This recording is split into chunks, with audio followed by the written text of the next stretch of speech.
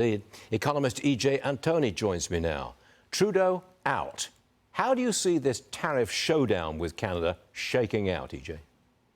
Oh, Stu, I see it working out very well for the American people because we're going to have Donald Trump at the helm. And anytime he was negotiating on our behalf during his first administration, things tended to work out very well for the American people. I think what Donald Trump is fundamentally about when it comes to international trade is getting the best deal possible for the American people because they are the ones he represents. Look, it's not that he's out to hose the rest of the world here. It's not that he's out to do economic damage to places like Canada. He's just trying to get the best deal possible he can for the American people, again, because that's who he represents. And when it comes to dealing with a nation like Canada, Trump understands that he holds all the cards. He has all the leverage here because he understands he can wield the American consumer's purchasing power as a kind of financial weapon on the international stage when almost all Canadian exports are coming here to the United States and only a few percentage points of our exports are going there. Again, it's very clear who holds all the leverage.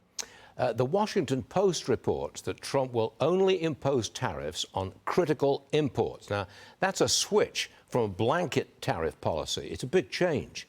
Now, Trump denies this change, but if the policy went through, is it best for the U.S. economy?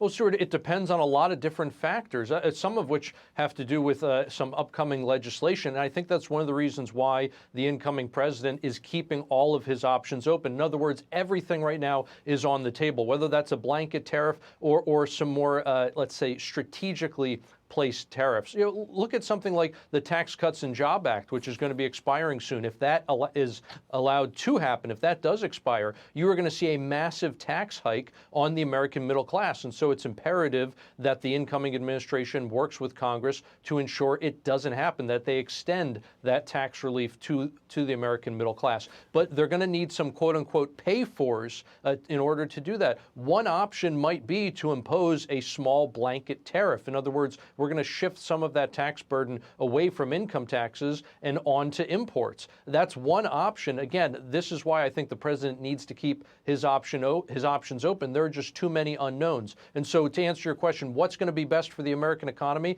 It's going to depend on what we see in the coming months. We have to trust President Trump to get the best deal possible for America. That's the bottom line here, because tariffs are a work in progress, right? Oh, absolutely, Stu, 100%. And again, how we're going to impose those tariffs, what kind of tariffs we're going to impose, a lot of that depends on what we see in the coming months and maybe even in the coming years. And I think given Trump's success in his first term, we have good reason to trust him that he is going to, as you said, get the best deal for the American people. EJ, thanks for joining us. We'll see you again real soon. Thank you, sir.